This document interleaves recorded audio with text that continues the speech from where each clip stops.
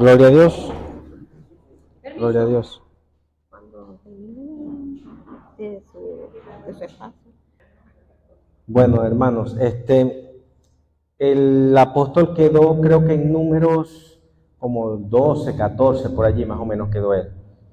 Hablando de lo que es número, voy a tratar de terminar hoy lo que es número. Es bastante largo, pero es bastante interesante. Lo resumí muchísimo. Simplemente tomé lo más importante de cada capítulo, porque hay cosas muy interesantes en este libro. Y vamos a comenzar en números. Número 14, vamos a comenzar desde el 14. Vemos que en número 14 nos habla de que los israelitas se rebelaron contra Jehová. ¿En qué se rebelaron?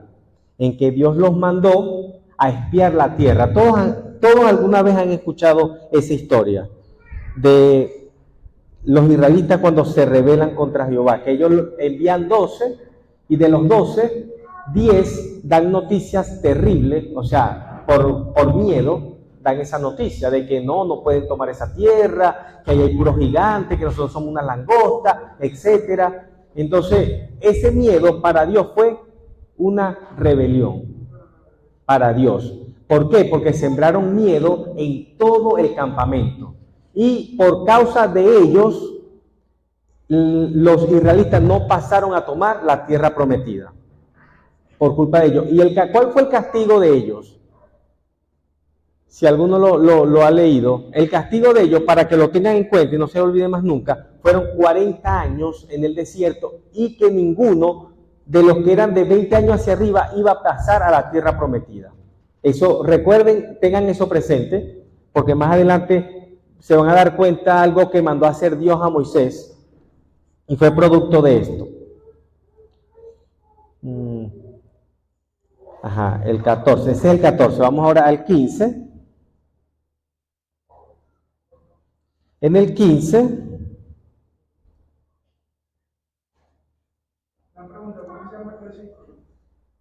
estamos hablando de números, el libro de números. Versículo, bueno, vamos a darte un versículo. Vamos a darte el número capítulo 14, versículo, en realidad son todo el capítulo 14. En realidad es todo el capítulo 14, en realidad. Pero estamos haciendo un resumen de cada capítulo, más o menos para que tengan una idea de qué trata ese libro y lo interesante que es. Acá vamos entonces al capítulo 15, ya hablamos del 14, de los espías, cómo se rebelaron, etcétera. Eso fue una rebelión para Dios y el castigo que tuvieron. En el 15 nos habla de las leyes de las ofrendas. Sobre las ofrendas. Esto de las ofrendas es muy interesante, hermano. En el capítulo 28 vamos a ver algo ojalá lleguemos hasta allá, porque vamos a ver algo muy interesante en el capítulo 28. Si no lo vemos, lo pueden leer en su casa. Yo espero que sí. Acá vemos que Dios trata a los israelitas y a los extranjeros como iguales. En el capítulo 15, Él establece unas normas de ofrenda. Pero no hace excepción. Bueno, los israelitas lo van a hacer de una manera y los extranjeros de otra manera. No. Todos iban a hacer la ofrenda de la misma manera. Gracias. O sea, aquí Dios establece las ofrendas iguales. O sea, de la misma manera como lo hacen los hijos de Dios, como los extranjeros. O sea, es muy interesante eso, porque Él pudo haber dicho, los extranjeros, bueno, no. Los extranjeros no quiero sus ofrendas, pero no. Él acepta las ofrendas también de los extranjeros. Si el israelita o el extranjero hacen algo con soberbia, la ley era que esa persona fuera muerta. O sea, imagínense, eso aparece en el versículo 30 del capítulo 15. Aparece eso, que si hacen algo con soberbia, imagínense cómo Dios aborrece la soberbia. En el versículo 32 nos habla de la violación del día de reposo. Aquí también es algo interesante porque dice, para Dios era algo grave violar el día de reposo, no descansar. O sea, Dios, bueno, nosotros somos las únicas personas, los seres humanos, somos las únicas personas que nos molestamos hasta porque nos manden a descansar. Imagínense, porque ellos aquí los están mandando a descansar, un día de reposo, y ellos violaban ese día. O sea, por descansar, no, yo me voy a poner a hacer cualquier cosa. Imagínense. Entonces, dice en el versículo 35, Jehová dijo a Moisés que a ese hombre, porque casualidad que el día de reposo, un hombre se le ocurrió salir a trabajar y alguien lo vio y le dijeron a Moisés. Y Dios le dijo a Moisés que agarraran a ese hombre y lo mataran, porque no podía profanar el día. Y eso quedó como ejemplo. Eso aparece en el capítulo 15. Estamos hablando del capítulo 15. Entonces lo mataban. ¿Cómo lo mataban en ese tiempo? Apedreado. Eran feas las muertes de antes. En el versículo 38 y 39 habla a los hijos de Israel y diles que a sus vestiduras le hagan bordes y a los bordes una franja de color azul, para que cuando lo vean se acuerden de mis mandamientos. O sea, recuérdense que Dios mandaba a que las leyes de Dios las pusieran en todos lados, en linteles, en las puertas, en todos lados. ¿Para qué? Para que no se les olvidara. Pero acá está mandando otra orden, que entre sus ropas hicieran algo, una franja de color dorado. Aquí dan las especificaciones, en el versículo 38 y 39. Una franja de borde color azul, para que cuando lo vieran se acordaran de los mandamientos de Dios. Y no solamente acordarse, porque muchos nos acordamos, pero el problema es que no lo ponemos por obra. Entonces, acá Dios manda que lo pongamos por obra. Y también aclara en esos dos versículos, dice que no pongan sus ojos y corazón en pos de sus intereses, sino en la voluntad de Dios. Eso es una ley hasta ahorita que tenemos que cumplir nosotros. No poner nuestros ojos en nuestros intereses, sino en la voluntad de Dios.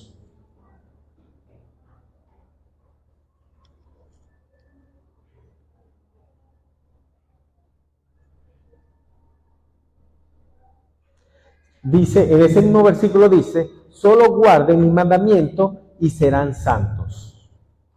Amén. Ahora en el mismo capítulo, estamos en el 15, ahora vamos para el 16. En el 16 nos habla de la rebelión de Coré. Muchos deben haber escuchado, porque estos son puntos y temas muy importantes. De hecho, han hecho películas de estos temas, porque dan un ejemplo bastante maravilloso a los cristianos para que no lo hagamos. Ese es el ejemplo que nos da, para que no lo hagamos. La rebelión de Coré. Coré era de la tribu de Leví, el cual tenía 3 amigos de la tribu de Rubén, los cuales eran Datán, Abiarán y On. En el versículo 2 nos dice que Coré y sus amigos convencieron a 250 príncipes. No fue a cualquier cosa que convencieron, sino a 250 príncipes, los cuales se rebelaron contra Moisés. ¿Qué pasó con estos? Ellos prácticamente querían darle un golpe de estado a Moisés. Eso es lo que conocemos nosotros ahorita en la actualidad como un golpe de estado. Querían quitar a Aarón y a Moisés y ponerse ellos. Dios le da una serie de instrucciones a Moisés. Dice, comenzó a decir a la congregación que ellos eran santos, que no necesitaban a Moisés. Esto es una actitud de orgullo, o sea, ellos estaban actuando con orgullo allí, y sabemos que la palabra de Dios dice que Dios mira de lejos a los orgullosos. En el versículo 4 dice, la actitud de Moisés al enterarse de esto, ¿cuál fue la actitud? Eso lo encontramos en el versículo 4. ¿Cuál fue la actitud de Moisés y Aarón? Humillarse, se postraron, siendo el hombre más usado en ese momento, al que Dios le hablaba cara a cara. O sea, y viendo que se le revelaron, ellos simplemente se postraron porque sabían lo que les iba a venir. Y ellos pedían misericordia por ellos. Imagínense el corazón que tenía Moisés. Entonces ellos se postran, se humillan delante de Dios. En el versículo 6, Moisés habla con Coré y todos sus seguidores, que se preparan. Él le dice, preparen sus incensarios y vamos a ver a quién Dios le responde, o sea, con quién Dios está. Y hace una división entre ellos de este lado y aquellos de aquel lado. Y sabemos todos que la tierra se abre y se traga a Coré. A Coré se lo tragan completito. ¿Y qué pasa con los 250? Bueno, a ellos también mueren, pero de otra manera. Ellos mueren. Vamos a ver por acá. En el capítulo 16. Vamos a ver. Es importante.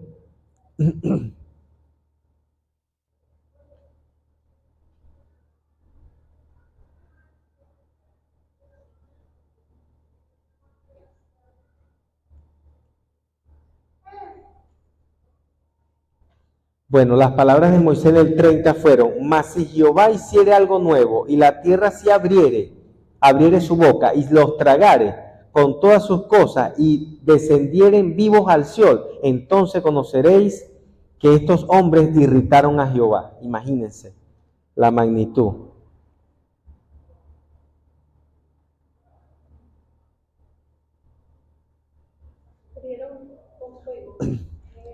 Bajo en el 35, gracias.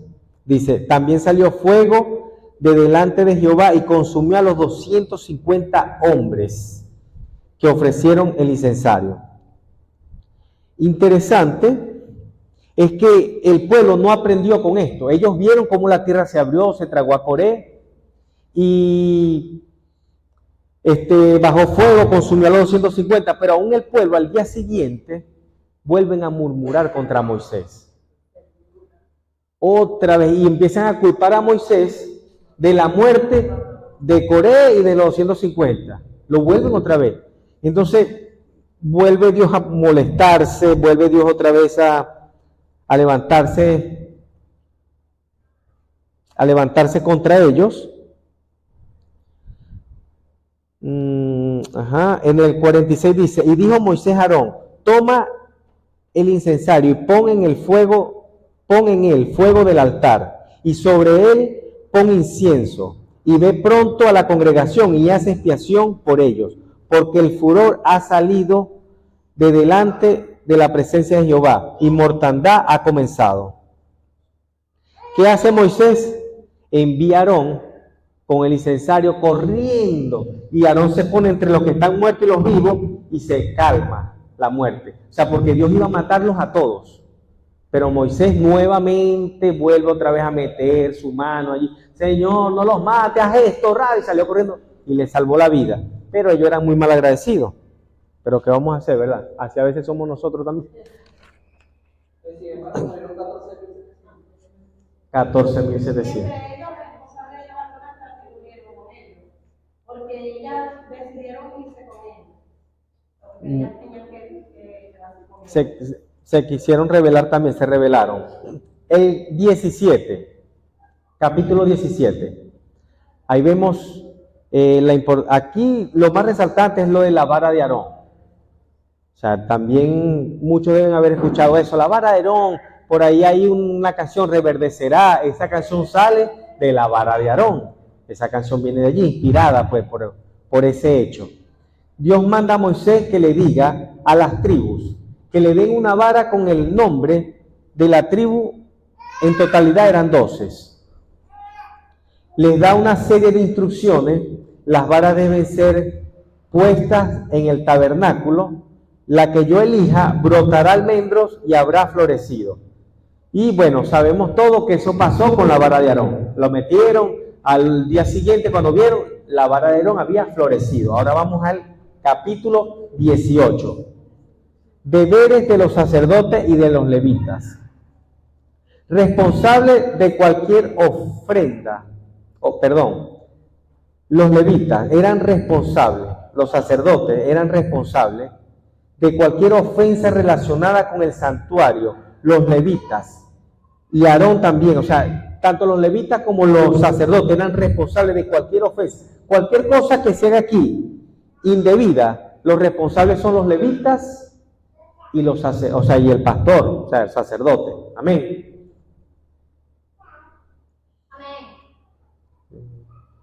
Uh-huh. Los levitas son ayudantes de los sacerdotes, tenemos que tener en cuenta eso. ¿Quiénes son los ayudantes? Todo aquel que ayuda al pastor. Se conoce como los adoradores, pero en realidad la Biblia habla que son los ayudantes. Dice ayudantes, no dice los que tocan el teclado, no dice los que tocan la batería. Los que ayudan, son los que ayudan a los sacerdotes. ¿A quién? Al pastor. Lo que pasa es que actualmente dicen, no, los adoradores, nada más, le dicen levitas. ¿Cómo? Sí, a los levitas nada más. Ajá. Sustento para los sacerdotes y levitas. Todas las ofrendas, eso también aparece en el 18, que es el sustento de los sacerdotes. ¿De qué se sustentan los sacerdotes y los levitas?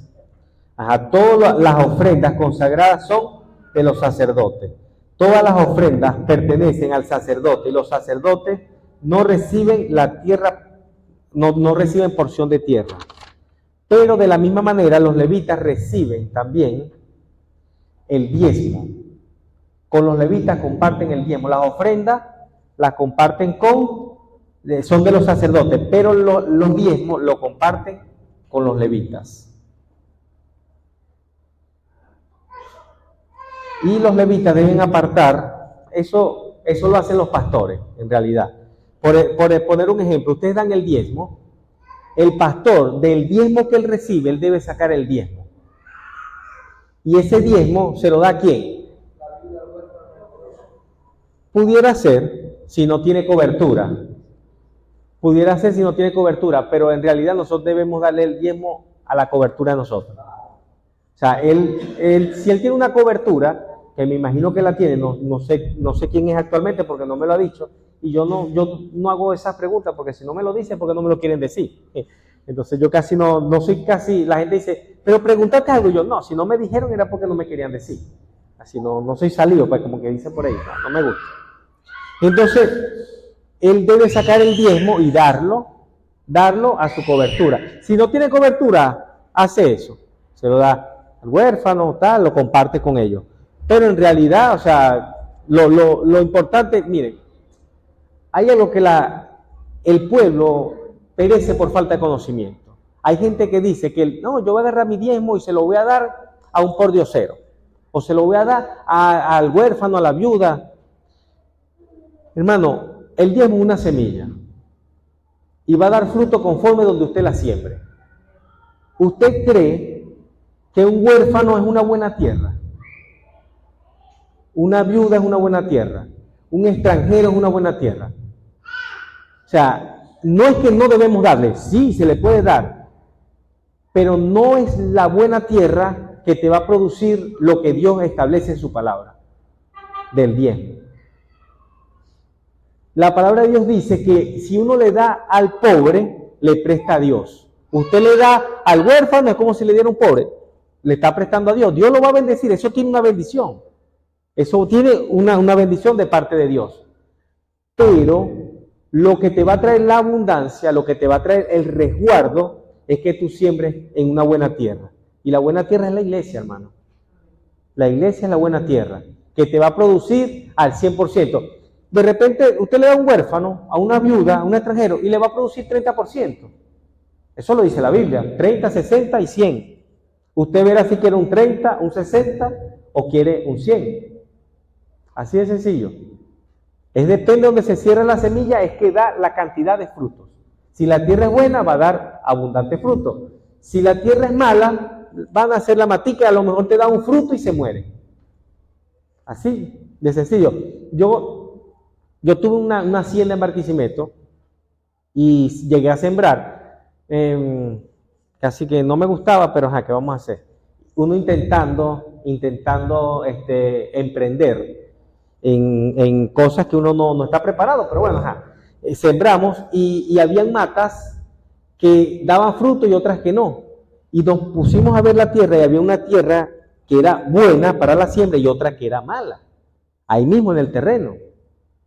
Entonces, así mismo es cuando sembramos en huérfano, viuda, extranjero o persona necesitada, o cuando sembramos en la iglesia.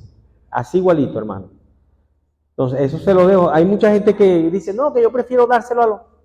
Delo. Usted va a recibir, pero le garantizo que no va a recibir el 100%. El 100% no lo recibe. El 100% lo recibimos cuando sembramos en buena tierra. Buena tierra es una congregación, una iglesia donde nosotros hacemos vida.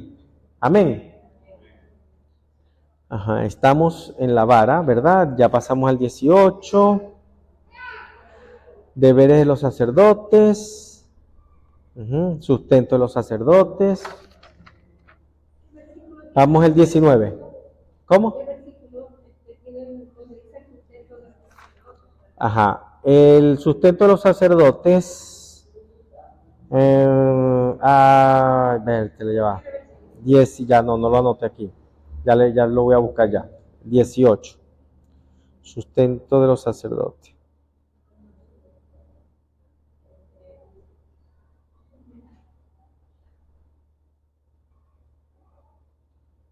Así ofreceréis también vosotros ofrendas a Jehová de todos vuestros diezmos.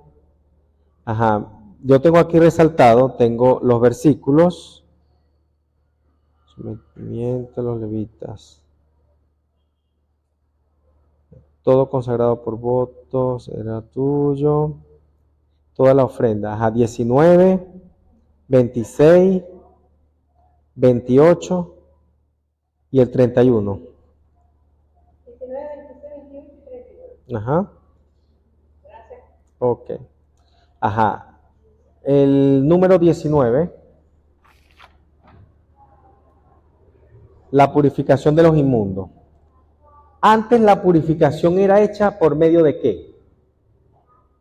¿Por medio de qué eran las purificaciones que se hacían? Cordero, animales, ¿verdad que sí? Había que matar un animal y ese animal...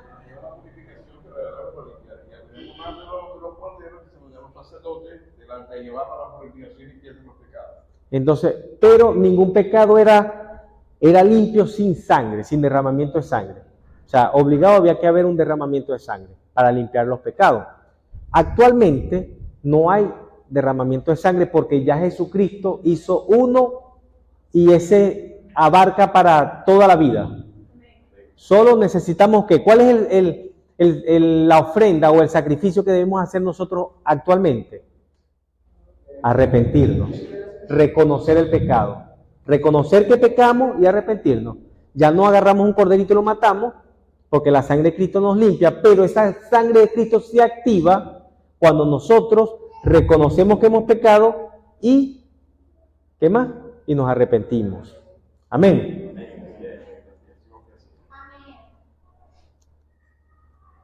Ahora vamos estamos en el 19, el 20. Agua de la roca. Aquí, ese es el título que tiene. Bueno, aquí nos habla, en este capítulo 20, nos habla de las cosas interesantes, nos habla que muere la hermana de Aarón, María, la que también se rebeló contra Moisés, que se llenó de lepra. Aquí en el capítulo 20 nos dice que en Cades muere María, hermana de Aarón, y ahí la sepultan. El pueblo se junta contra Moisés nuevamente en el versículo 2, porque no había agua. Otra vez, vuelve el pueblo otra vez a rebelarse. Que cónchale, que otra vez que nos trajiste para acá a morirnos de sed.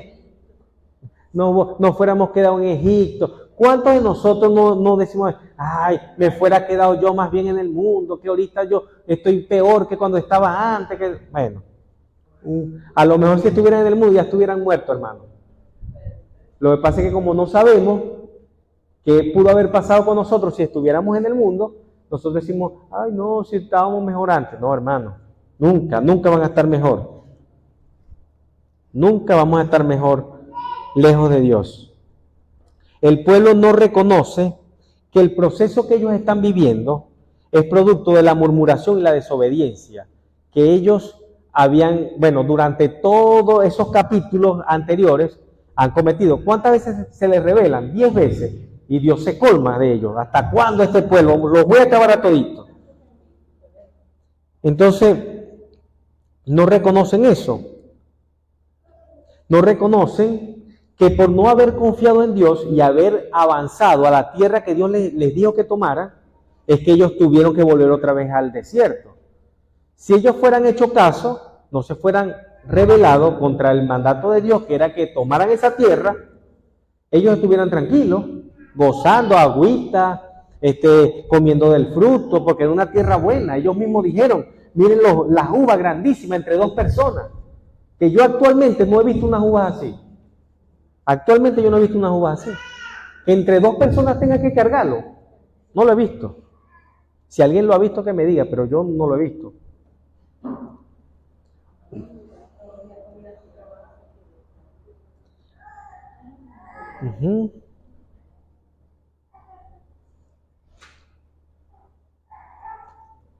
Ajá. En el mismo 20 vemos que Dios, Moisés y Aarón se humillan delante de Jehová nuevamente a pedir por el pueblo, porque lo iban a matar, hermano, sí lo querían matar. Entonces Jehová responde a Moisés y a Aarón y les da unas instrucciones, que tome la vara y le hable a la peña, y ella dará agua para saciarlo. ¿Cuál fue el problema acá? Que Moisés ya estaba cansado. Ya estaba cansado. Imagínense, y la palabra de Dios dice que no había un hombre más manso que él en la tierra, y lo cansaron. Y tanto que intercedió por ellos, para que Dios no los matara, y tanto que hizo, y se cansó. Se cansó Moisés, y vino y golpeó la piedra. Salió agua, se saciaron, pero esa desobediencia le costó algo muy importante a Moisés, que fue entrar a la tierra prometida. No, porque estaban, amén. O sea, se tomaron la gloria. O sea, pero igualito, ya habían desobedecido a golpear. Tenían que hablar de la piedra. Y ahí al golpear ya, las consecuencias. ¿Cuál fue la consecuencia? No entraron a la tierra prometida y Aarón muere en Hor. En el 2. Entonces, vemos que Moisés pierde esa oportunidad de entrar porque se cansó. Edom rehúsa dar paso a Israel. Edom era familia de los israelitas. Edom viene a ser Esaú, de parientes de Esaú, para que lo tengan presente, porque a veces esto uno dice Edom, pero ¿de dónde viene Edom? Edom viene de Esaú, de las raíces de Esaú. Significa, creo que es rojizo.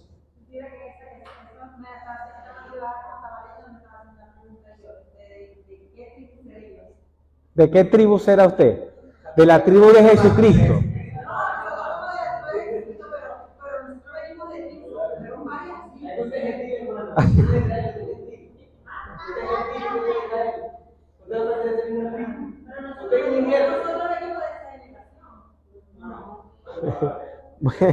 Bueno, ajá. Bueno, Edom fue la tierra donde Esaú, el hermano de Jacob, se estableció. O sea, los edomitas son familia de los israelitas. Eso aparece en Génesis 32:3. Lo pueden leer allí, pueden tomar nota para que ustedes lo cercioren. Es importante. Este detalle que les estoy dando acá es muy importante que lo tengan, porque muchas veces leemos la Biblia y como ya se nos olvidó lo que leímos en Génesis, cuando llegamos acá no entendemos. Entonces, para volver a Génesis no sabemos dónde buscar. Se los digo, a mí me pasó.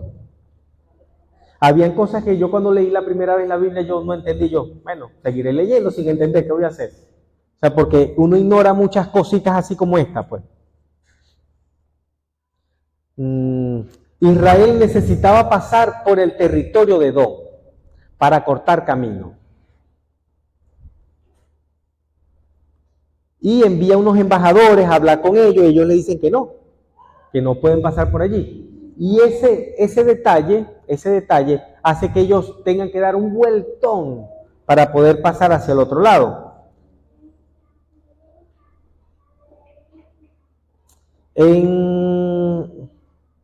Muerte de Aarón en el monte Hor. Dios habla a Moisés y le dice que Aarón va, o sea, aquí no es que va a morir Aarón, aquí le está diciendo Dios, le está como profetizando lo que va a pasar a Moisés. En esta parte del mismo capítulo 20 que estamos, porque a veces uno lo lee y uno dice, ay, ya murió Aarón aquí, no. En el versículo que está más atrás, que no recuerdo ahorita, 30 y pico, dice, y murió Aarón. Y yo digo, pero si acá nos dice en el 20 que murió, ¿cómo? No, acá le está dando, le está explicando lo que va a suceder. Es como que te voy a profetizar. Bueno, dentro de 5 años tú vas a tener una empresa y vas a ser próspero y vas a tener tal y yo no sé qué, por decir algo. Todo lo que va a pasar. Pues. Le está diciendo acá Dios a Moisés. Le dice que él no va, que él tampoco va a pasar a la tierra prometida, que él simplemente se va a subir y la va a ver de lejos, etc. O sea, le da todas las instrucciones de lo que va a pasar. Número 21. El rey de Arac, el cananeo, ataca a los israelitas y toma prisioneros. El pueblo hizo voto con Jehová y él los escuchó y entregó al cananeo y los destruyeron, a ellos y sus ciudades. ¿Qué pasó acá? A ellos lo atacan, ellos claman a Dios, Dios les responde, ellos van, recuperan todo lo que le quitaron y les queda el botín, les queda todo les queda a ellos. Luego en el mismo 21 nos habla de la serpiente de bronce. El pueblo se vuelve a rebelar a Dios y Dios le manda por castigo una serpiente para que los mate. Moisés vuelve a clamar a Dios, Dios le da unas instrucciones. ¿Cuáles fueron las instrucciones? Que levantara una serpiente, que de aquí se agarran muchos católicos. Pero mire, Dios mandó a hacer una serpiente y yo no sé qué, o sea, de ahí se agarran muchos católicos. Pero bueno, eso es otro punto. Pero lo cierto es que todo el que mirara la serpiente, aunque fuera picado, no moría. Y así fue y las serpientes se fueron. Pues. Y Dios salvó a una gran parte de ese pueblo.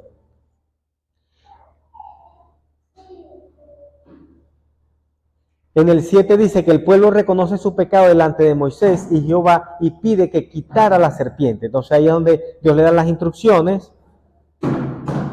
Israel,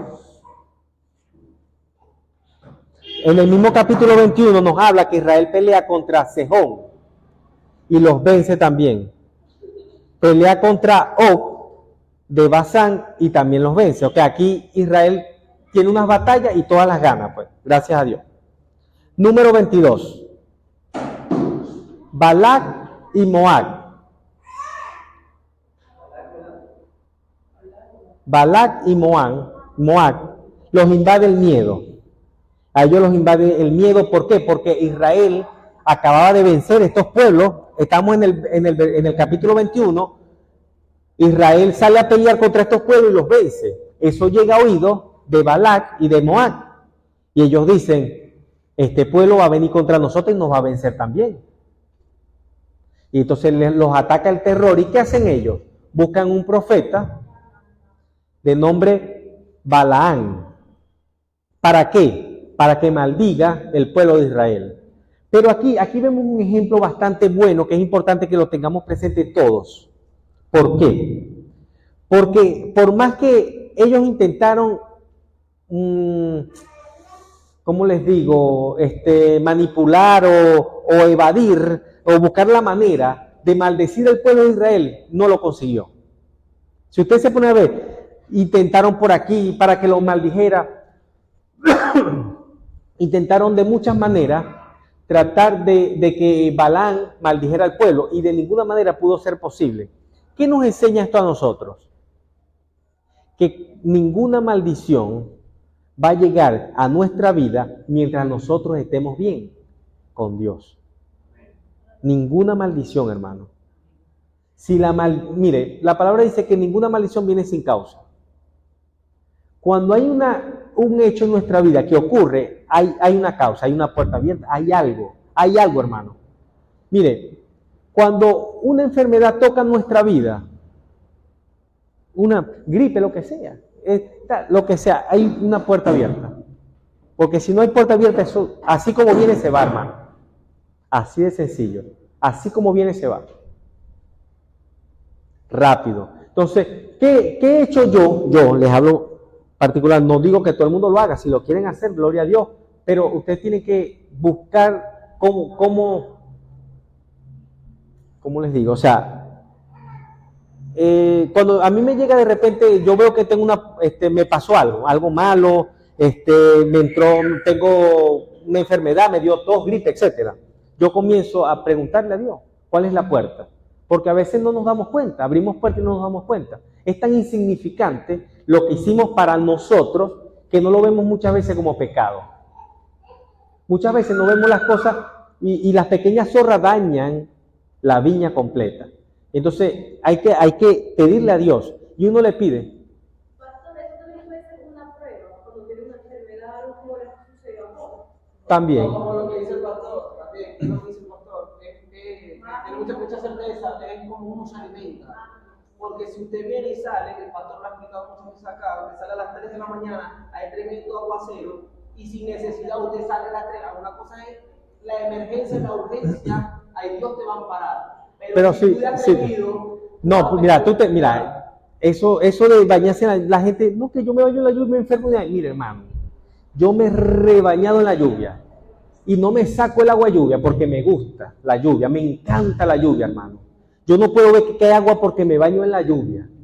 A mí me gusta la lluvia. Yo no me enfermo por bañarme en la lluvia.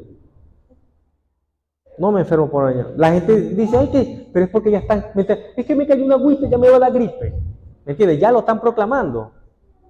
Eso de que, no, hermano, si usted tiene las defensas altas, no le va a dar gripe, hermano. Si usted bebe ácido fólico y el otro es B12, hermano, no le va a dar gripe, no le va a dar. No le da, hermano. Haga la prueba. Lo que pasa es que es algo costoso mantener todo el tiempo tomando eso.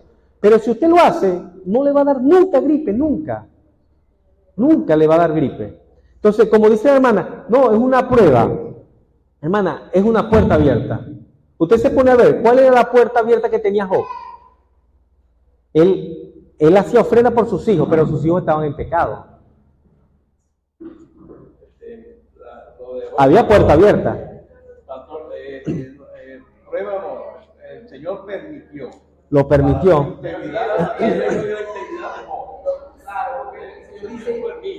Pero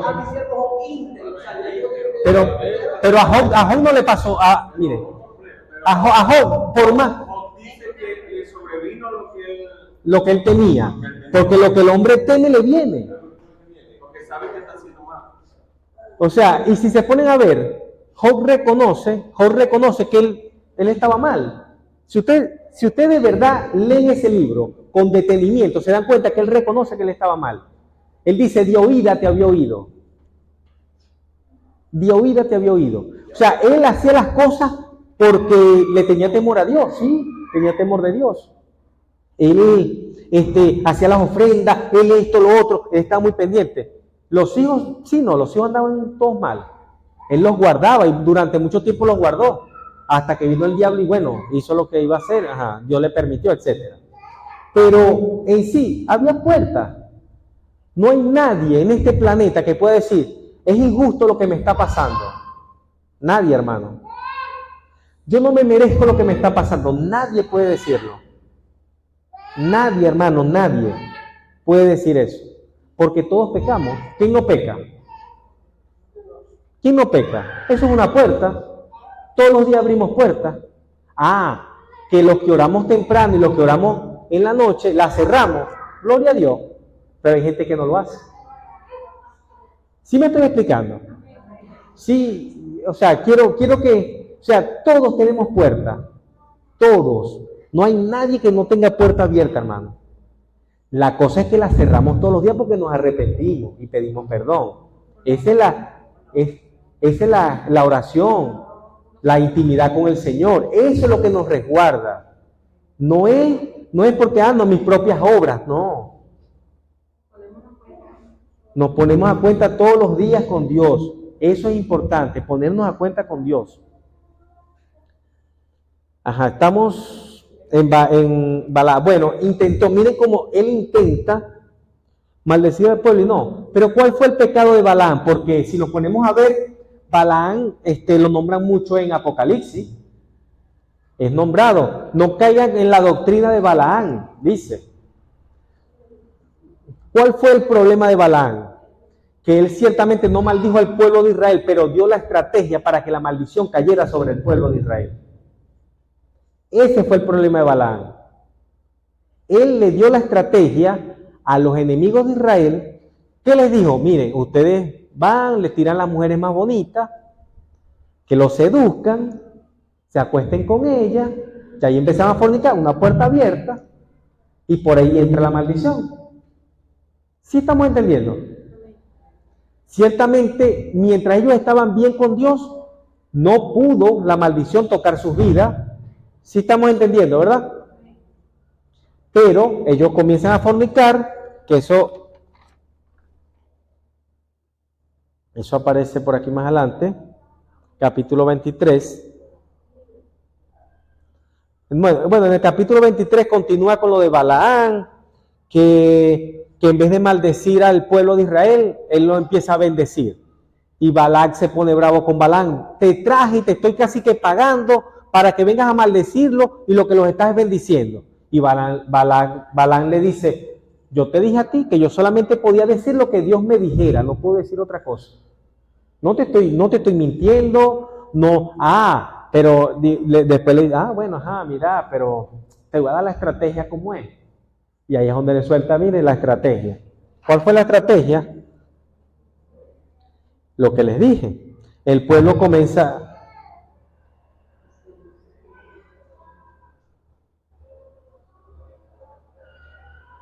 El pueblo comienza a fornicar.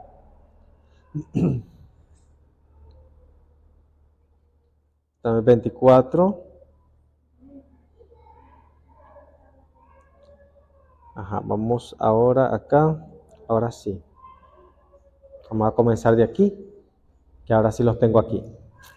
Ajá, en el capítulo 24, el versículo 10 nos dice, entonces se encendió la ira de Balac contra Balaam, abatiendo sus manos, y le dijo, para maldecir a mis enemigos te he llamado, y he aquí los has bendecido ya 3 veces. Hermano, no se preocupe por los que quieren su mal, preocúpese por estar bien con Dios. Y Dios, esas maldiciones que quieren tirar contra su vida, va a ser de bendición. Hermano, se los digo por experiencia. Le voy a contar esto antes de ser pastor. ¿Cómo les digo? Uno a veces hace cosas que no debe hacer. Y un pastor comenzó a hablar mal mío con relación a eso malo que yo estaba haciendo, pues. Pero comenzó a criticarme, a juzgarme, porque ya en ese tiempo ya Dios me había dado palabra, sabiduría, y conocía la palabra, y o sea, hablaba con cualquiera, como creo que a mi hermano creo que le conté, o sea, le entraba cuchillazo a cualquiera, puñaleaba, hermano, con la palabra de Dios. Cualquiera no me ganaba, mire, me entraba espadazo, pam, pam, pam, pam, con la palabra. Eso no se debe hacer, pues eso es ignorancia, eso es ser un... Sí, no se debe hacer, pero por inmadurez nadie me lo había dicho. Eso uno lo va aprendiendo con el tiempo. Pero de verdad que eso no se debe hacer. Pero el pastor comenzó a hablar mío, mal. Empezó a criticarme, y yo me entero por una amiga. Me dice, el pastor fulano tal está hablando tuyo. Y yo me puse a pelear con él porque no me gustó lo que dijo, qué tal. Y yo me alegré. Cuando el pastor empezó a hablar, yo me alegré. Le voy a explicar por qué me alegré. Porque algo que me ha enseñado Dios es, si mi hermano hizo algo malo y yo lo critico, Dios lo iba a juzgar a él. Pero como ya yo lo juzgué, ya Dios no lo va a juzgar. El juicio que iba contra él llega para mi vida. Hermano, créalo, hermano. Por eso no se moleste cuando hablen mal de usted. Gócese y alégrese. Porque ya si Dios tenía algo malo, o sea, una corrección para su vida, ya pasó ya. Ahora va para esa persona. De verdad, hermano.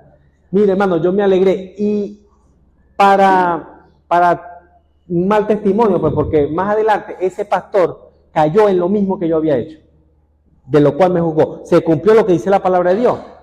La manera que juzgamos vamos a ser juzgados. ¿Sí me explico? Entonces, por eso no debemos juzgar a nadie. Eso de juzgar, de señalar, de ponerse, y menos si son pastores, hermano. Menos. Con los ungidos, David conocía muy bien eso. Hay mucha gente en las iglesias en maldición, hermano. Lamentablemente. Porque se ponen a hablar del otro, a señalar, a criticar, y eso es fuerte. No caigamos en eso. En Números 25,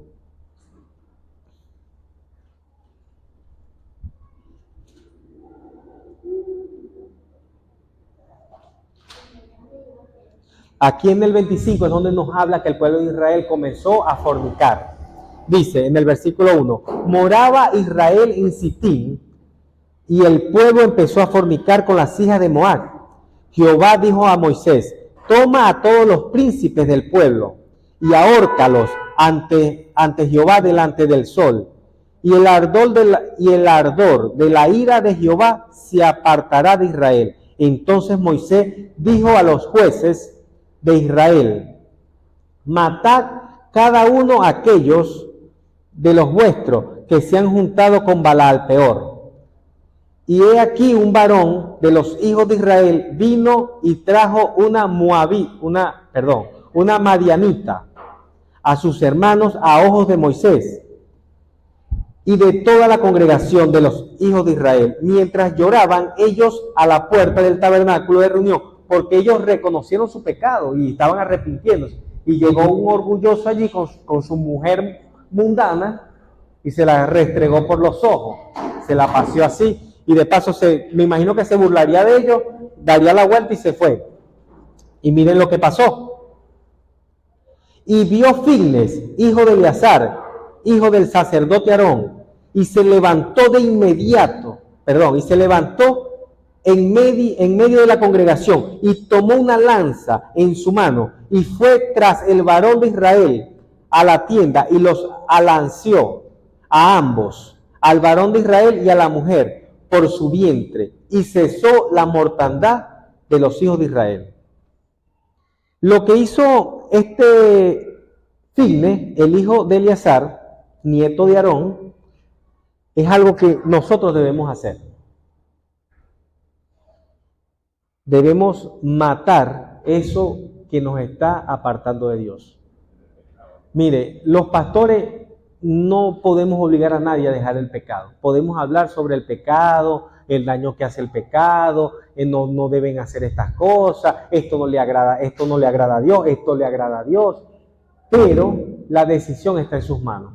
Ustedes son los que tienen que obligarse, ustedes son los que tienen que tomar la decisión de dejar eso. Hay cosas que no nos dejan avanzar. Y una de las cosas que no nos deja avanzar son esos pecados que tenemos ocultos, que nadie sabe, de repente por el teléfono, de repente la computadora, de repente la televisión, las novelas, de repente las músicas mundanas, esas cositas que uno dice, pero los pastores son muy exagerados, son muy religiosos, se van muy al extremo. Esas cositas nosotros tenemos que irlas quitando en nuestra vida, de nuestra casa, sacarlo en el nombre de Jesús. Número 26. Dios manda hacer un censo a Moisés. ¿Ustedes se acuerdan que David hizo un censo y Dios se puso bravo? Y por culpa de de David, murieron muchas personas por hacer un censo. Pero aquí Dios, es el que le dice a Moisés que haga el censo. Y ustedes se preguntan, ¿para qué va a ser el censo? ¿Cuál es la intención de ese censo? Por eso les dije que más adelante, en el capítulo unos capítulos más adelante, íbamos a darnos cuenta de algo que leímos al principio. ¿Se recuerdan que Dios maldijo al pueblo de Israel por no pasar a tomar la prueba a la tierra prometida? Y dijo que hasta que no murieran los de 20 años hacia arriba, no iban a entrar hasta la tierra prometida. ¿Sí se acuerdan de eso? ¿Verdad que sí? Bueno, este censo es para verificar que todos los de 20 años hacia arriba ya estaban muertos. Para eso es este censo. Porque ya iban a entrar a la tierra. Y ahí estaban ya cerca de, casi que para atrás. Entonces, él manda a hacer ese censo para eso. Obviamente también para saber cuánto tenía cada tribu, etc. Pero en sí, para que quedara por escrito que no había ninguno de esa generación. Que se cumplió la palabra de Dios. Para eso, y ahí está, usted se pone a ver y hay una lista, pero bueno.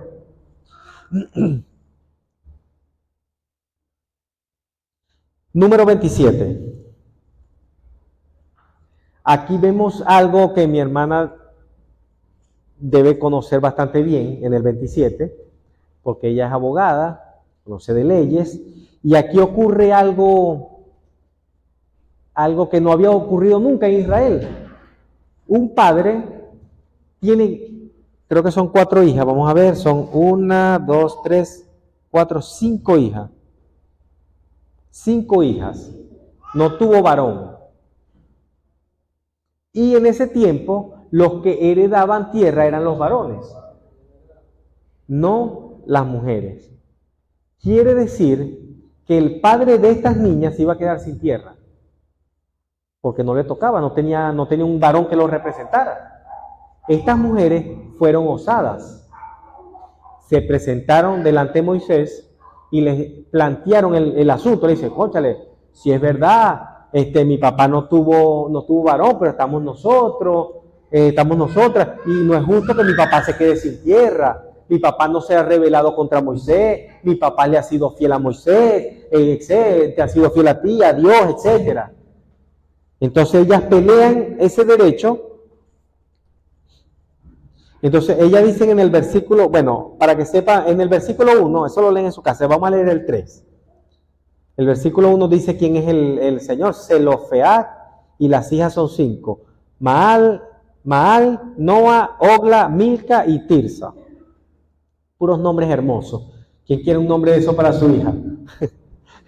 Nuestro padre murió, le dicen ellas a Moisés, en el desierto, y él no estuvo en compañía de los que se juntaron contra Jehová en el grupo de Coré, sino que en su propio pecado murió y no tuvo hijos. Bien, dicen las hijas de en el versículo 7, vamos a leer el 7, que es donde Dios le responde a Moisés, porque Moisés lleva este asunto. No fue que Moisés, bueno, sí, está bien, tienes razón, no. Moisés fue, oró, le planteó esto a Jehová, y Jehová le responde en el 7, le dice, bien, dicen las hijas de Zelofead, les darás la posesión de una heredad entre los hermanos de su padre, y traspasarás la heredad de su padre a ellas. Y a los hijos de Israel hablarás diciendo, cuando alguno muriere sin hijo, traspasaréis su herencia a su hija. Y si no tuviere hija, daréis su herencia a sus hermanos. Miren, la ley que actualmente nosotros manejamos se maneja así. La ley que actualmente nosotros manejamos se maneja así. Aquí tenemos una abogada que nos puede decir. Ajá. Si no tuviere hija, daréis su herencia a sus hermanos. Y si no tuviere hermano, daréis su herencia a los hermanos de su padre. Y si su padre no tuviera hermano, daréis su herencia a su pariente más cercano. Ya ahí ya se cansó de seguir y dijo, a su pariente más cercano. Pariente más cercano de su linaje. Bueno, y de este será, y para los hijos de Israel, esto será por estatuto de derecho, como Jehová mandó a Moisés. Entonces, vemos acá que ¿dónde se cumple esto? ¿Dónde? Porque aquí ellas apenas están haciendo el reclamo, pero no tienen la tierra. Simplemente le están diciendo, mira, cuando tomemos la tierra, me tenés que dar mi pedacito a mí. Cónchale, no es justo que mi papá se quede sin tierra, etcétera, etcétera. Entonces, ¿dónde se cumple? En el capítulo 36, que para allá vamos ahí. Ese es el final. El último capítulo es el 36, que se terminaría mañana de leer. El capítulo 34, 35, 36. Pero yo quiero terminar el número hoy. Vamos a darle más rápido, ¿verdad? Ajá, eso se cumple en el 36, capítulo 37. Perdón, capítulo 27, la segunda parte del capítulo 27 dice, Josué es designado como el sucesor de Moisés. Dice, Dios habla a Moisés y le recuerda su desobediencia. En este capítulo Dios le recuerda a Moisés su desobediencia y le dice, por haber golpeado la piedra, y le explica que esa consecuencia no le va a permitir entrar en la tierra prometida. Que tome a Josué y lo presente ante todos como el nuevo líder, que le imponga sus manos, que imponga sus manos sobre él y lo ordene. O sea, miren la importancia del orden. Ustedes, no, sí, Josué fue un fiel servidor Josué fue un fiel servidor de Moisés. Obviamente se lo tiene bien merecido. Igualito, Josué no se sentía preparado. Más adelante usted lee Josué, dice, Dios le dice, esfuérzate, sé valiente y bueno, etcétera. Pero vemos que aquí Dios le da la orden para que lo ordene. La importancia de lo que ustedes vieron el día domingo, cuando el pastor ordenó a muchos de ustedes a evangelizar. Ya ustedes no van simplemente porque Dios los mandó, sino que van con una cobertura, con un respaldo, van en orden. Ya los demonios tienen que respetarlos. ¿Sí me explico? Ya ahorita los tienen que respetar. Todo el que pasó al frente, que el pastor lo ordenó como evangelista, o sea, para evangelizar, o sea, ya tiene autoridad. Amén. Números. No, vamos ahora, ya, ajá. Vamos ahora al 28. Número 28. Nos habla de las ofrendas diarias en el versículo 4. Dice, un cordero ofrecerás por la mañana y el otro cordero ofrecerás a la caída de la tarde. Esto nos recuerda que debemos orar en la mañana, porque ya ahorita nosotros no hacemos sacrificio, que matamos cordero. No, voy a matar un corderito en la mañana y uno no. ¿Cuál es la ofrenda que nosotros hacemos ahorita a Dios? Nuestra oración, intimar con Él. Por eso es que es importante en la mañana intimar con Él y en la noche también. Daniel lo hacía 3 veces al día. Si lo hace 3 veces al día, gloria a Dios. Pero mínimo debería ser esto. Mínimo.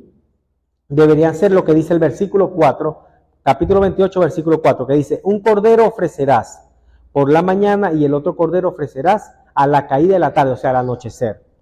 Amén. Ajá, aquí dice, también nos habla, este capítulo nos habla también de las ofrendas mensuales y semanales. ¿Cómo? La oración. Esa es diaria, o sea, estoy hablando de la oración, de la ofrenda diaria, porque diariamente el pueblo de Israel tenía que hacer ofrendas a Dios, diariamente. Eso, ahí en el capítulo 28, usted lo lee y se lo dice completico. Diariamente tenían que hacer ofrendas, y ahí le explica cómo eran las ofrendas. Lo que pasa es que eso no nos importa a nosotros, ahorita, porque ya nosotros contamos con Jesucristo. ¿Qué nos interesa? Lo que eso representa en la actualidad. Eso representa nuestra oración. Amén. En la mañana y en la tarde, en la noche. Mínimo, esas son mínimas. Si lo hacen la hora novena, que lo están haciendo acá, gloria a Dios. Mientras más oración, mejor. También nos habla de las ofrendas mensuales y semanales. ¿Cuáles son estas ofrendas mensuales en la actualidad? ¿Qué pudiera ser esa ofrenda mensual en la actualidad? ¿Qué creen ustedes? Amén. Amén. Exactamente, las vigilias mensuales. Esas pudieran ser las ofrendas actualmente. Pudieran ser. No es que estoy diciendo, aquí la Biblia dice textualmente, no. Pero mensualmente también se debe dar una ofrenda a Dios. Pero no, mire, lo que pasa es que cuando hablamos de ofrenda, la gente cree es de plata. Ah, plata. No, está bien, no todo es plata. No todo es plata. Pero sí hay cosas que tenemos que hacer. Por ejemplo, mensualmente, una vigilia. Yo soy duro para las vigilias, hermano. Yo me acuesto muy temprano porque me paro muy temprano. Pero bueno, gloria a Dios. Pero una vigilia mensual equivale a eso, ¿verdad? Y semanal. Cuando habla de la ofrenda semanal. Gloria a Dios. Y yo lo tengo aquí anotado todo. Lo que dijo ella de la vigilia lo tengo anotado aquí. Y se lo dije a los pastores y los pastores me dijeron, hable, es más, afíjese con eso con los hermanos, me dijeron. Amén, amén. Entonces, de eso trata. El ayuno mensual, por lo menos un ayuno semanal, semanal. Aunque sea un ayuno en la semana, se debe hacer. Esa es otra ofrenda que nosotros le hacemos. Amén. Jueves, viernes y sábado ahorita. Yo le voy a decir una cosa. Si hay algo que yo aprendí en la iglesia de San Francisco, donde estuve también allí pastoreando con una amiga pastora de allá, me gustó mucho la estrategia que ellos hacían. Todos los días habían ayuno, todos los días en la iglesia. Obviamente, no era una sola persona que se hacía cargo. Yo le hablé de esto al pastor. El pastor me dijo, me parece bien, pero todavía no lo ha implementado. Hay que esperar que Dios le diga para cuándo, no sé. Pero, por decir algo, el lunes se va a hacer cargo usted, el martes usted, el miércoles tal, el jueves tal, el viernes tal, el sábado tal. ¿Sí me explico? Entonces, amén. Entonces la iglesia estaría abierta todos los días hasta el mediodía, no tendría las puertas cerradas, que no está bien, pues que una iglesia tenga las puertas cerradas, porque no sabemos, nosotros ayunamos jueves, viernes y sábado, pero si yo necesito hacer ayuno el lunes, entonces la iglesia está cerrada. ¿Sí me explico? Entonces estoy hablando de personas que nos visiten, o sea, si la gente sabe que la iglesia va, si la iglesia sabe, los miembros saben que la iglesia va a estar abierta todos los días, ellos, voy a ir para la iglesia, voy a acercarme para que oren por mí. ¿Sí me explico? A mí me gustaba mucho, y matutino también eran todos los días, como se está haciendo aquí, pues todos los días, allá también.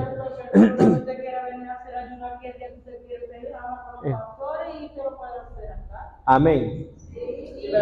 No, lo estoy diciendo para los miembros. O sea, es algo fijo. No es que de repente yo quiero hoy hacer el ayuno. Ajá. Ya está fulanito, voy para allá. Exactamente. O sea, eso es bastante bueno. ¿Cómo?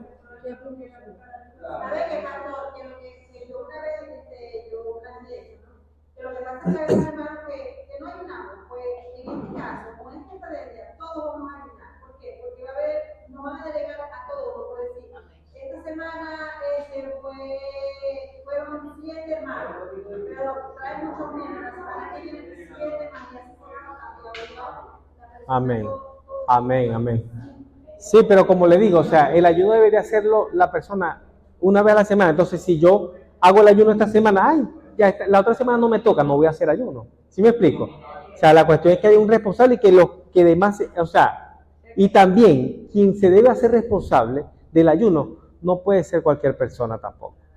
O sea, eso también no puedo. Alguien que está llegando nuevecito y más acá, pues, ustedes saben que hay una casa, es una casa, no es que estamos así, que es la congregación sola, no. O sea, también. Entonces, se necesita alguien que esté exactamente. Entonces, no puede ser no, que vamos a poner a la hermana y no.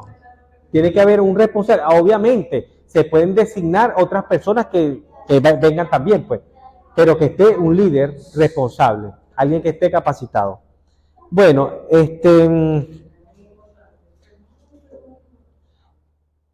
y también eso nos lo habla en Números 28, 10 y 11.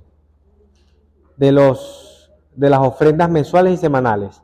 Ya sabemos ya que son ayunos matutinos y vigilia. Amén. Los ayunos. Esas ofrendas, perdón, las ofrendas mensuales y semanales. Ofrendas anuales.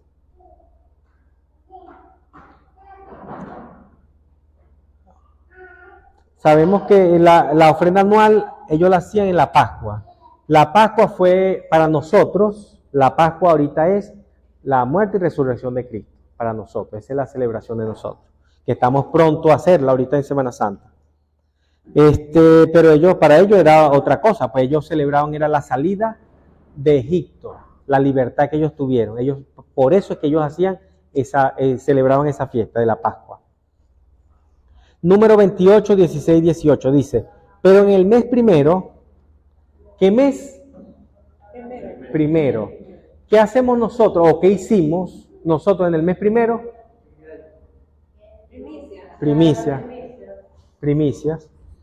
¿Entiendes? Eso se debe hacer una vez al año. Aquí está la primicia, aquí entra la primicia. La iglesia lo está haciendo, pues. ¿Sí me explico? Quiero que eso lo tengan presente. El 16. Pero en el mes primero, a los 14 días del mes, será la Pascua de Jehová. Y a los 15 días de este mes, la fiesta solemne. Por 7 días se comerán pan sin levadura. El primer día será santa convocación. Ninguna obra de siervo haréis. 29.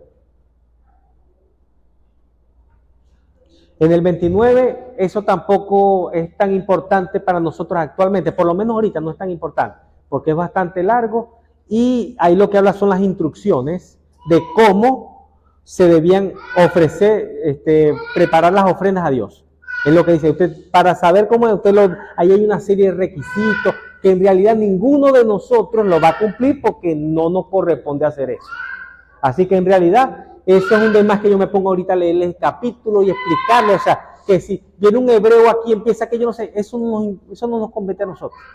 No compete. Vamos ahora al 30. Ya casi terminamos, hermanos. Es largo, pero bueno, vamos a ver si lo terminamos, por el favor de Dios. En el 30, Dios establece la autoridad de los padres sobre los hijos y del esposo sobre la esposa.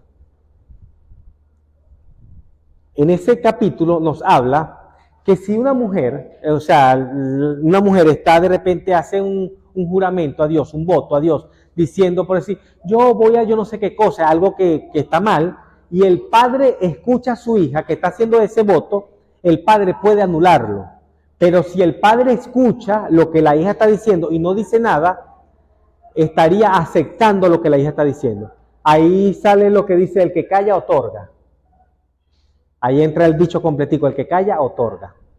Entonces, el padre ahí prácticamente nos está enseñando la autoridad que el padre tiene sobre los hijos. Puede hasta anular las maldiciones que ellos mismos estén diciendo. ¿Sí me están entendiendo? Esto es importante que lo tengan presente. Capítulo 30, lo pueden leer en su casa. Es muy importante que lo tengan presente. Porque aquí habla del padre, pero igualito, padre o madre, tienen la misma autoridad sobre los hijos. Amén. Tengan eso presente. Entonces Pedro también nos dice del esposo sobre la esposa. También nos habla que si la esposa está diciendo alguna maldición, se está atando con sus labios, se está atando diciendo algo que no debería decir, de repente en un momento de ira, de rabia, de molestia, muchas mujeres dicen, sí, porque me voy a morir, ¿qué tal? Muchas mujeres dicen esas cosas. El esposo puede anular eso y eso muere allí. Pero si el esposo se queda callado, es porque quiere que la mujer se muera. No, mentira.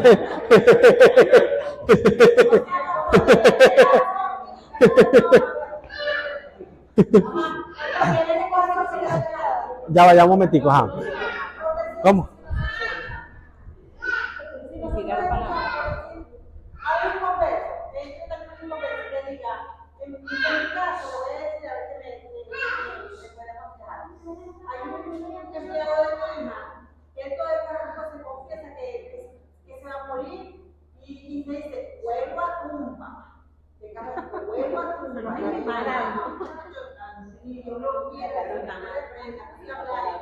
Yo anulo eso en el nombre de Jesús. Sí, sí, pero muchas veces, yo recuerdo que en Barquisimeto ellos se jugaban de una manera muy fea. Los muchachos decían, soñé que te estrellaste en un carro. Pero era mentira que habían soñado, pero se decían esas cosas, se declaraban cosas horribles. Pues, los muchachos allá, soñé que te estrellaste, soñé que te mataron, soñé. Cosas así se decían, cosas feas, pero bueno, en realidad eso ellos mismos se están condenando.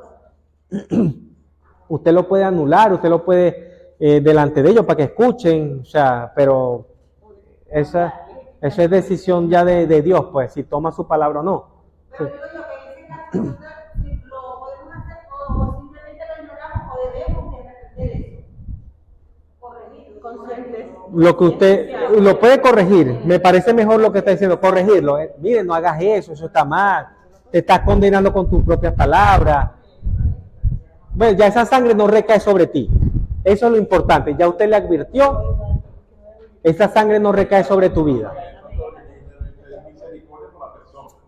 Pedir misericordia. Conforme habló, así se hará.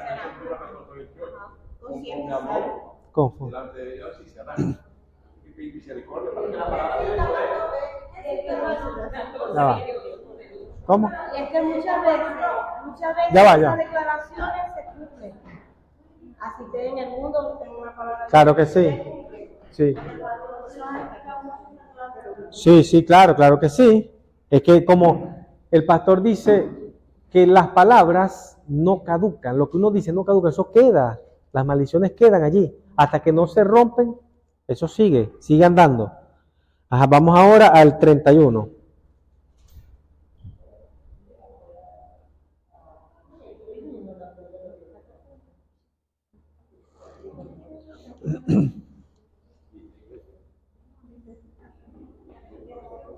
Venganza, aquí dice, el título dice, venganza de Israel contra Madián. Recordemos que ellos fueron los que pagaron al profeta Balaam para que maldijera a Israel.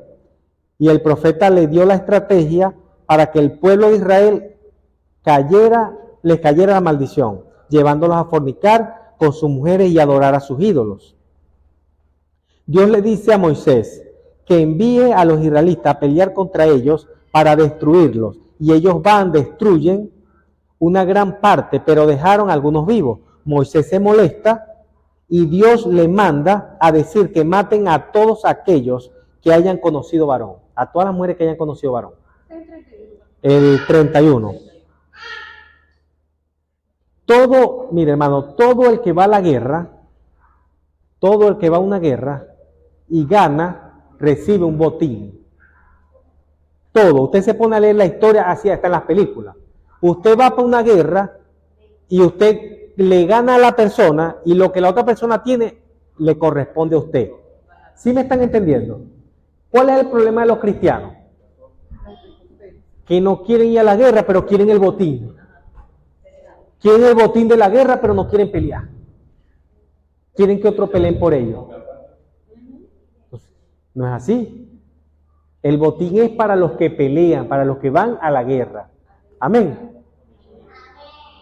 En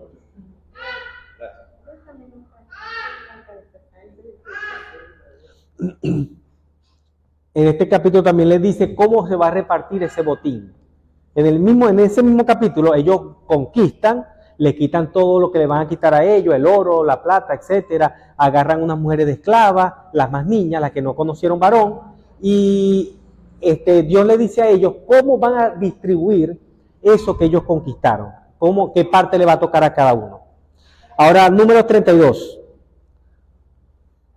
Aquí vemos algo bastante interesante, porque Rubén y Gad se le acercan a Moisés y le dicen, Moisés, mira, este terreno que acabamos de conquistar, el de Madián, nos gusta, a nosotros nos gusta. Si nosotros te caemos bien, si nosotros te caemos en gracia, danos este terreno a nosotros. Y Moisés dice, estos sí son pasados. Estos de verdad que están pasados. O sea, ellos se quieren quedar aquí y que los demás israelitas vayan y peleen, pasen el agua y peleen con allá. O sea, eso no puede ser así. Y Dios se los hace saber Y ellos le dicen, bueno, está bien, tenés razón, Moisés, nosotros los hombres vamos a pelear, pero que nuestras mujeres y nuestro ganado no vaya. Y Moisés le dice, bueno, así sí me parece bien, me parece justo. Y bueno, ese fue el trato que hicieron allí ellos. Ahora el 33.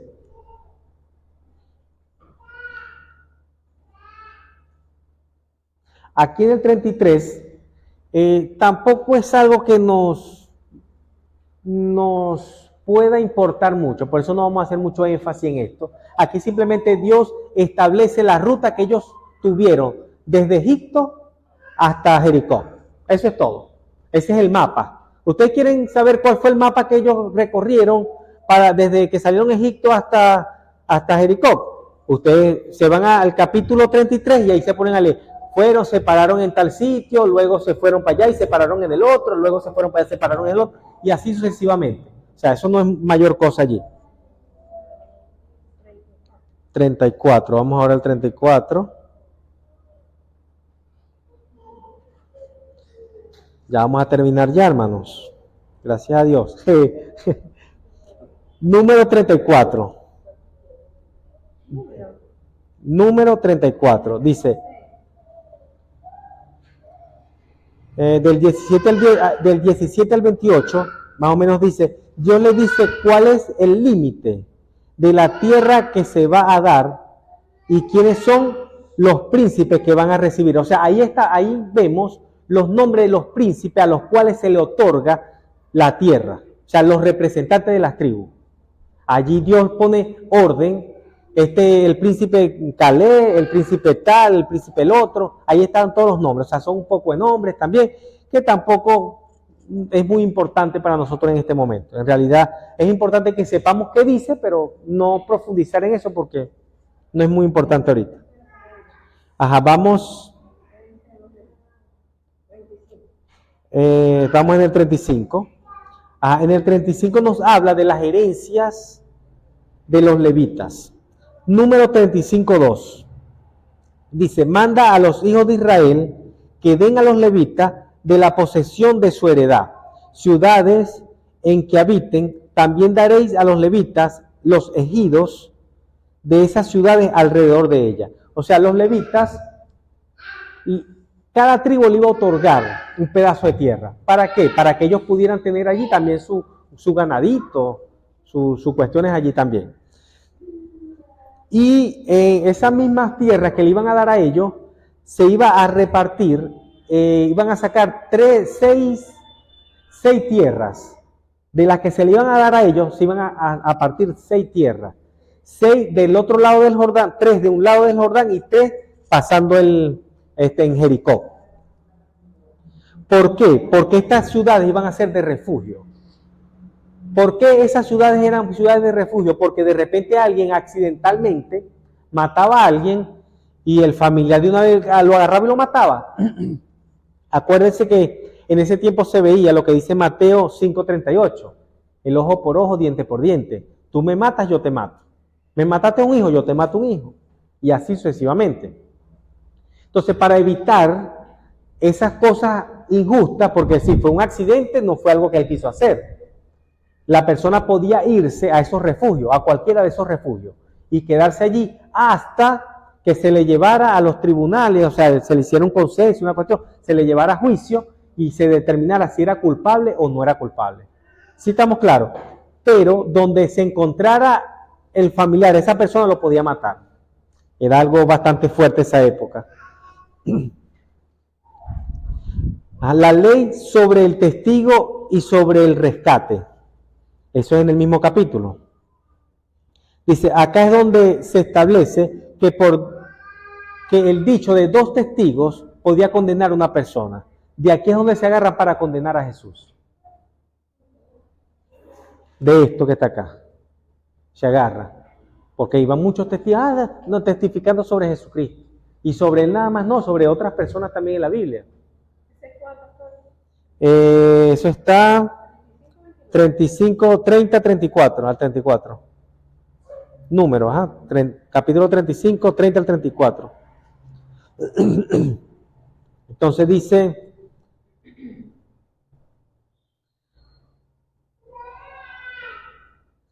O sea, aquí nos habla que el que mata a alguien maldice la tierra. O sea, imagínense cuánta maldición no hay en la tierra.